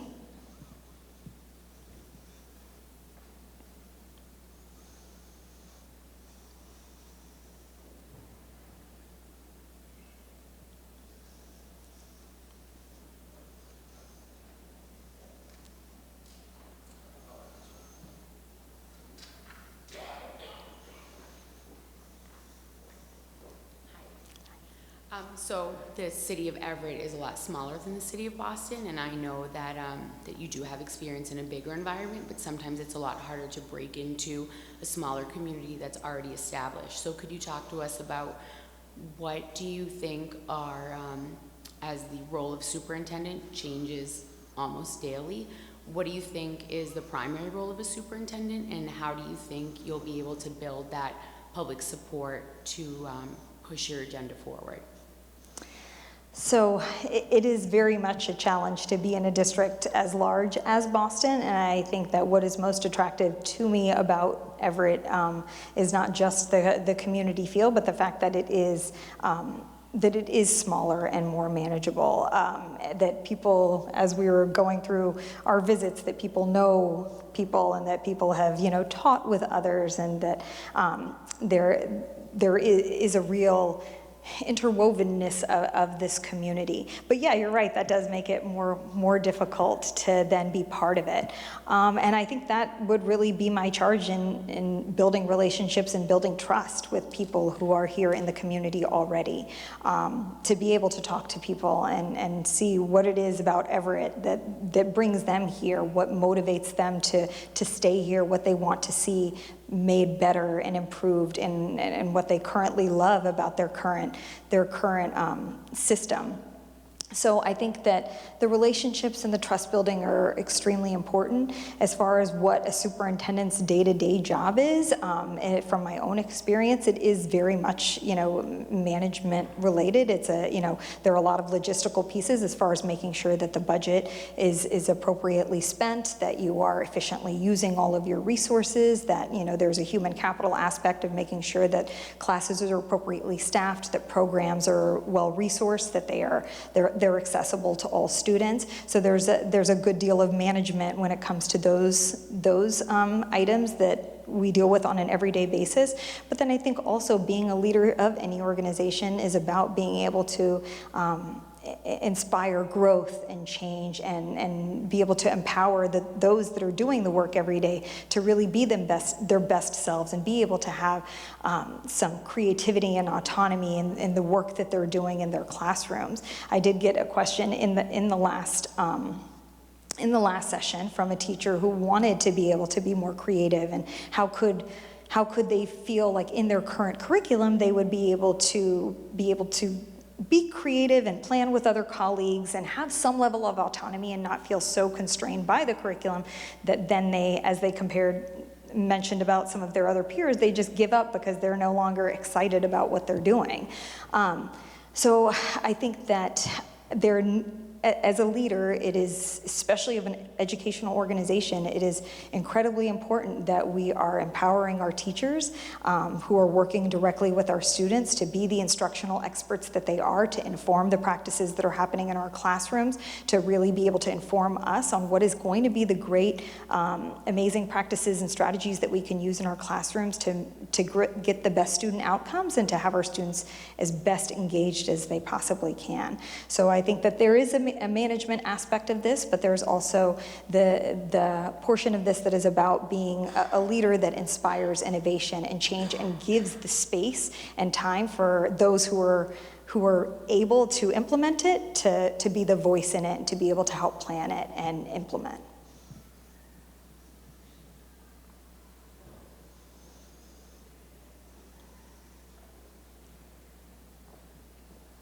Sorry to ask a second question, but as a parent in Everett Public Schools, when my husband and I come to events at Everett Public Schools, it is standing room only. I mean, the parents are incredibly, incredibly invested in their children's education. Whether it's a concert, or a sporting event, parent-teacher, it's like you have to sign up for times. If you don't make your time, you're bounced. It's tight. But parents are much more reluctant to get involved in the higher level of the educational process. They don't run for PTO. They don't come to community forums necessarily. And I think there's an intimidation factor, particularly for English language learning parents, but also for parents in this community in general. If you were to get the job of superintendent, how would you encourage parents to take a more active role in the higher level of education and not just the day-to-day celebratory functionings of their students? I think that's actually one of the things that I worked on in my current role that I'm most proud of. So as you mentioned, our English learner families can sometimes be the most reluctant, not just because there's a language barrier, but also because the educational norms in their native country are different than they are here. And because also, I know even in India, it is not the expectation that parents advocate for their students. It is that the teacher is the expert and that they are simply to be passive participants in the educational process. So in our current office, we have established something that is now actually a requirement of the Look Act, which was recently passed, which is we established a District English Learner Advisory Council, and we did this several years before the Look Act required it. In the past 2 years, our participation in our District English Learner Advisory Council of the families in the district, and this is district level where, you know, school events in Boston are very difficult to get families to turn out because everybody's working so many jobs and they're coming from all across the city. But district, it's even more difficult, right? Because they're not coming and seeing their student work. However, we have tripled and sometimes quadrupled our district participation for our English learner families in this council. And the purpose of the council is to bring our families together, and we lead workshops on how to advocate and advise your student. Of course, all of that starts first from an informational lens and being able to provide them the resources that they need and the languages that they need, being able to provide presentations and other resources and supports to really understand what the landscape of the district is and of education is in Boston in the first place. And then being able to support them in what are the routes for advocacy and advisory. So what does it mean to go and testify at a public school, at a school committee meeting, and what does that look like? And how we support them in even going and watching the school committee meetings so that they can feel empowered to do that. How do you engage with the teacher, and what are the right questions to ask? What's the right tone to hit? So we have a group that meets monthly, but then we also have 3 big conferences a year, and those have become standing room only to the point where we're now trying to find alternate space because we can't fit all of the families in. But what has been really rewarding is now seeing that we are no longer the ones leading the conferences. It's now the families who are leading the conferences and leading them in their native languages, leading different workshops for families on how to understand the IEP process, on how to navigate the school choice process, especially as their student goes from, you know, a K-5 or a K-6 to a 7-12 or a 6-8. So I believe that, you know, there does need to be, and in that process, I think the way that we got there was a lot of phone calls, a lot of relationship building, a lot of, again, making it very clear that we are open and that we are accessible. I think the more that people see that and feel that, the more willing they are to come forward. I've said in the last couple of sessions as well that my email address is on my resume. All of our resumes are posted, and I definitely, if it's allowed for people to directly email me, but in my current role, I always, you know, parents have my email, they have my cell phone number, students are emailing me, and actually I think the problem that I really have is that not enough people know that I will respond, so people don't email. And I think once people start realizing, yes, even though I get maybe 200, 300 emails a day, everybody's getting a response within 48 hours. And so I think that making sure that, just like with the teachers, being able to raise up their voices, being able to raise up the voices of the families as well, making sure that they know that they're being heard and that their opinion is really valued, but then also making sure they know how to advocate, where are the channels for their voice to be elevated in a way that's really meaningful. So for example, part of what we do in those DLAC conferences as well is, what does the PTO process look like, or what does school site council look like in Boston Public Schools, and how do you run for it? So educating our families while we are trying to engage our families as well.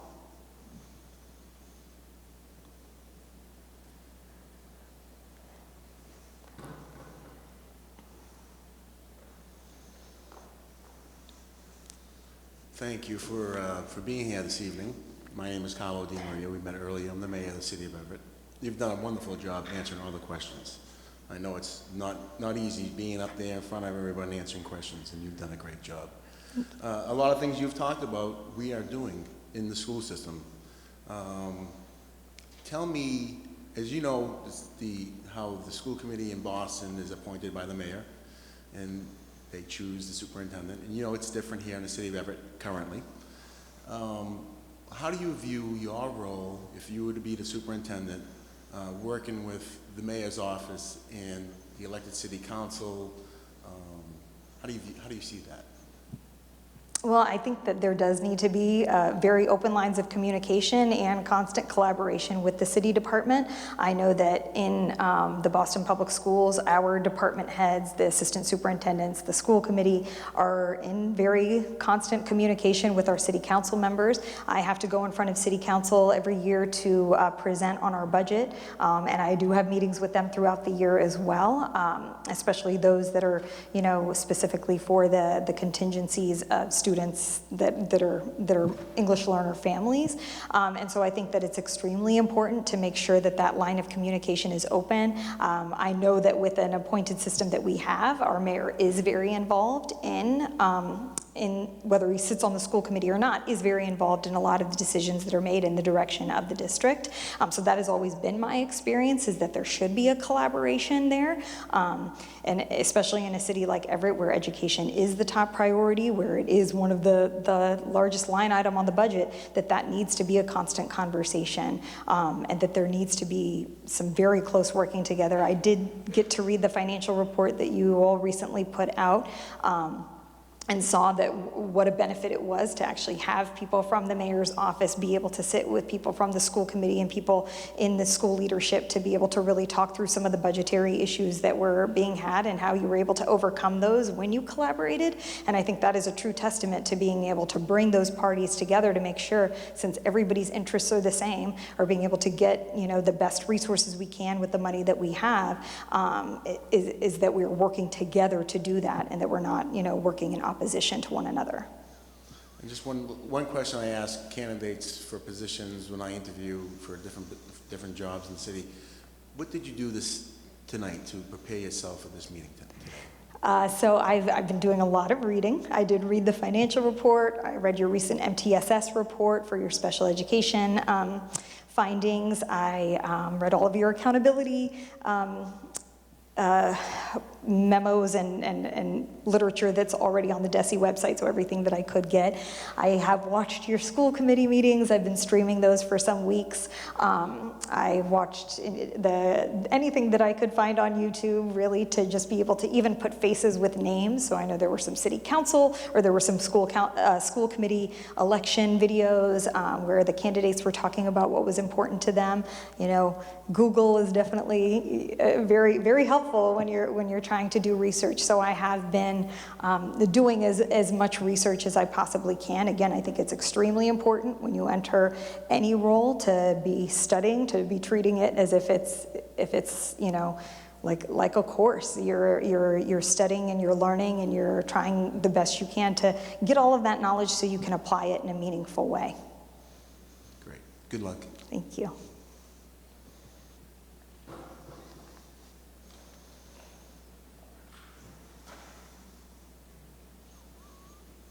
Hi, Priya. I'm Frank Parker. I'm your chaperone. One of your references is Commissioner Riley. Can you tell us about your relationship with the commissioner, and selfishly how that would benefit Everett? Yes. So I was very lucky to meet the commissioner early on. The school that I student taught at, the Edwards Middle School in Charlestown, Commissioner O'Reilly was the director of instruction at that school. So he was actually the one who oversaw my student teaching. And although I didn't know it was putting me through certain tests to see if I would be able to cut it as a full-time teacher at that school, and then offered me a position at the school the following year. He then, of course, left to be a principal in another district, so I didn't actually get to overlap with him at the school when I was a full-time teacher. But I knew him in that way and have stayed in constant communication with him. I did have the benefit of being able to overlap with him when he was an assistant principal or the leader of one of the academies at Madison Park Technical Vocational Academy. So I did not work in his academy. However, he was able to, give me a tour of the school and let me know about all of the amazing things the school had to offer. And then I applied for one of the other academies and received a role in an academy that he was not the assistant principal of, but we did get to overlap for a while there as well. So I have been able to keep a good relationship with him. I did ask him if he would be willing to serve as a reference when I was going through this process, and he did agree. And I do believe that he was called and that he did speak to my ability and my readiness to take on a position like this. It has been very beneficial, I'm not going to lie, I didn't know when he was hiring me originally or when he was the AP at Madison Park that he was going to be the commissioner, but it has definitely been very helpful in being able to get some of the agenda items that I wanted to get done in Boston. An example of that is that recently in the MCAS, they actually changed the way they were doing the pilot testing, and they included former English learners for 4 years instead of 2 years in their pilot testing to see if items were biased towards or against students. However, when you add in 2 more years of English learners after they've been reclassified, you're skewing the results. So it's not going to show you if this is, biased against an English learner if you're including students who have not been an English learner for 4 years. Now, I did not immediately talk directly with him about this, but I did, put in some concerns directly with the MCAS board about the fact that I felt that adding in all 4 years of former English learners was inequitable, and that I did hope that they would consider moving back to the 2 years. And I did have a letter written just in case, or an email written just in case, but I did have a feeling that, they would, after looking at the data, they would definitely come around, but and they did, and so now we are going back to that pilot level of testing, which I think is more equitable. But I do think it was really nice for me to know that I could, email him and just be like, hey, can you look into this for me and why we've made such a change? And I do feel like he would be responsive. However, I think he's doing a great job of making sure that the people who are on his team are already being responsive. So when I brought up an issue, they got back to me immediately. So I do believe that it would be able to benefit me. However, just like in that situation, I don't like to take advantage of it. I want to make sure that I'm going through the appropriate channels to get anything done, which is what I did in that situation. But it doesn't hurt to know that I could also ask somebody else as well. Based on that question from Mr. Parker, this is more of a question for the school committee members, and I apologize right now. The public, I believe, only received the resumes of the 4 finalists and not the 3 reference letters that had to be turned in, the application, and a cover letter. I don't know if it's possible that we get that on a website so the public might be able to see that on the 4 finalists, the other information that was turned in by each candidate. So I'm not sure the answer to that, but I will say that just for mine in particular, he did not write my reference letter. He was included as one of my phone calls. Yeah, So just I to understand. clarify. Yeah. But so, If it's possible for the public to get that, to put that information on the website.